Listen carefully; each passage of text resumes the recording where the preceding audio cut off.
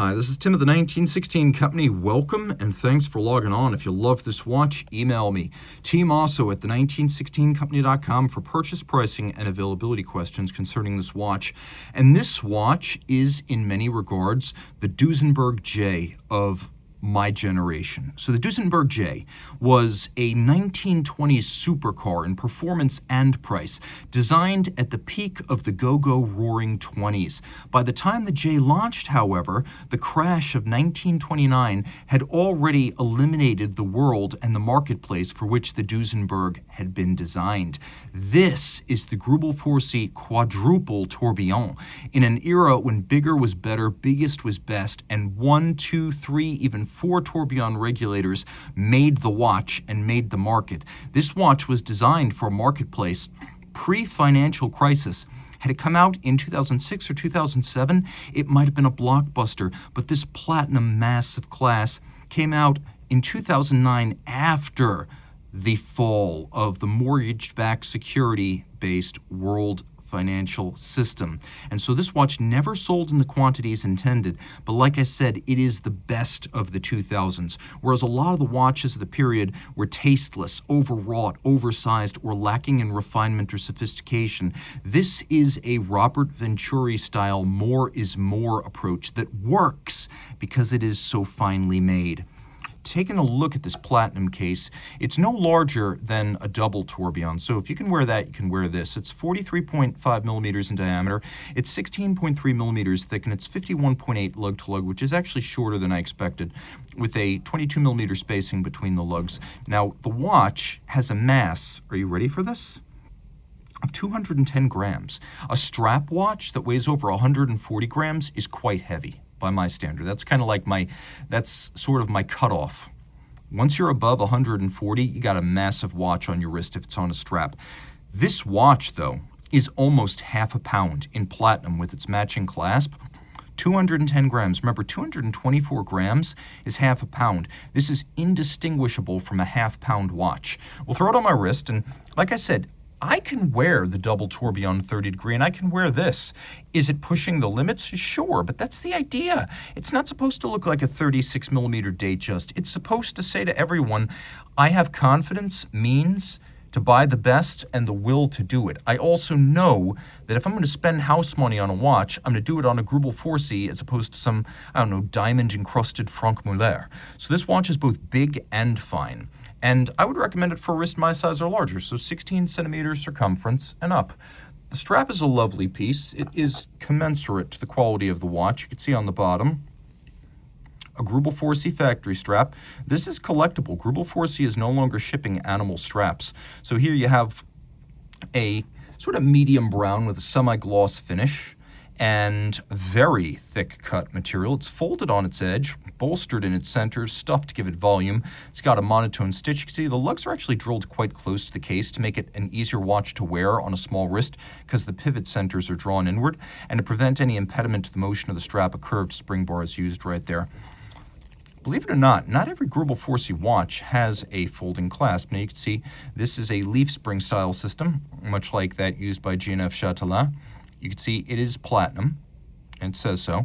So this is not one of those companies that gives you a white gold clasp on a platinum watch, and so the spring action makes sure it will stay shut. Greubel Forsey branded, note right there, that is hand engraved, that little logo. And then we have a combination of brushed satin engraving, polish, and then recesses that are media blasted. The case is surprisingly nuanced. Don't underestimate it. This little inward cant or inflection or concave of the lugs is a long-time Robert Greubel styling signature that gives the watch unexpected nuance in addition to its size. You can also see that the lugs ride up the edge of the bezel a little bit, a trick that watch designers use to prevent capping the lugs and making them too short, or putting the bezel on top of the lugs and making the watch too thick. We've got double finish with polish right next to satin, deeply impressive. You can see that you're able to view 2 tourbillon regulators in one through the sapphire port on the side, and that we have a lacquered Greubel Forsey branded crown with an irregularly shaped bezel. Turning it all over, you can see that there is a lot of attention to detail. So take a look at the logo of Greubel Forsey, or the name Greubel Forsey. Do you see the peening below it? that tiny frosting is irregularly peened using a little hammer, and you'll find it at the bottom too. When you take a look at the individual number, you can see that's been freehand engraved. And then you take a look at the movement, you can see the substructures of the tourbillon, the bridges on the bottom, they are mirror finished with bevels on their side, and even these bridges have sharp inward angles, several of them in fact, per bridge. Golden chaton cups holding the pivot jewels, because that's how pocket watches were made in Greubel Forsey's home of La Chaux de Fonds during antiquity, and both Stephen Forsey and Robert Greubel would have had experience in restoration, so they pay tribute to history. You can see the two barrels, they're fast barrels with solarized covers. Despite 4 tourbillon, the watch still has a 50-hour power reserve. You can see rose gold, hand-decorated number plates, German silver bridges, and they've been frosted. If you get very close, you can see that granular texture. Using a wire brush with stiff bristles, you vertically lower it and raise it hundreds of times to get that frosted texture. We have gigantic polished and blued screws, but we also have black polished and non-blued screws. You get both. Again, the bevels are a mile wide. The bridges are made thicker so that the bevels can be drawn broader. And again, those inward angles, by the way, if you've ever wondered whether a bevel is done by hand or by machine, on this watch, there is no doubt only the best. I really do love the solarization of the barrel covers too. You can see the depth of the movement is exceptional. As large as the watch is, look at the size of the caliber. Could the watch really be any smaller? Probably not. Again, those golden chaton cups for the barrel arbors and the pivot jewels. Turn it over to the dial side. The tracks for a little second sectoriel, that's a white gold piece that's been lacquered, and so is the power reserve indicator. We have 2 tourbillons, and you can see that their upper bridges are actually made of sapphire to create the impression that they're flying double tourbillon.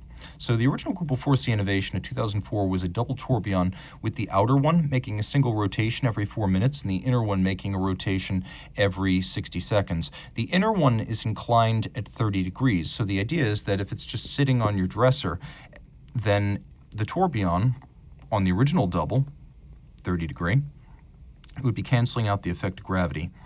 And of course, the original double tourbillon 30 degree actually won at the Concours de Chronométrie, which was essentially a shootout for the accuracy of watches. This watch doubles up with 2 separate double tourbillon 30 degree arrangements. What you can't see, although it is hinted, that there is a spherical differential in this watch that averages the rates of these 2 compound oscillators.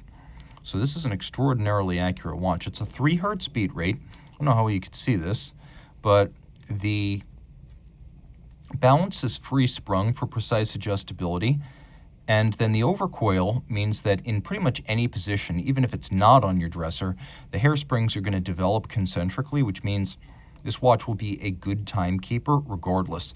Again, the outer sweep is a 4-minute, the inner sweep is 60 seconds. And then we have these chaton cups set into the sapphire bridges, and you can see that right here. Again, this is the Duesenberg J. This is the ultimate expression of an era that was spending money willy-nilly. The roaring 20s led to the crash of 29, and the mortgage-backed securities market of the 2000s led to the global financial crisis. And whereas most of the watches made in the 2000s are episodes we would rather forget, this here proved that there was still room for modern masters to work within their métier and create something beautiful in the paradigm of their time. In an era when excess was commonplace, this surpassed even the grandest expectations. A watch that is simply overwhelming, and most importantly, from a chronometric standpoint, it actually does what it claims, proving that sometimes more really is more. The dial is made of gold, the hands are made of gold, the numerals and indices are made of gold, and it's 30 meters water resistant, but please, please, please do not try to swim with it. Reach out to Team Mosso at the 1916company.com for purchase and pricing details.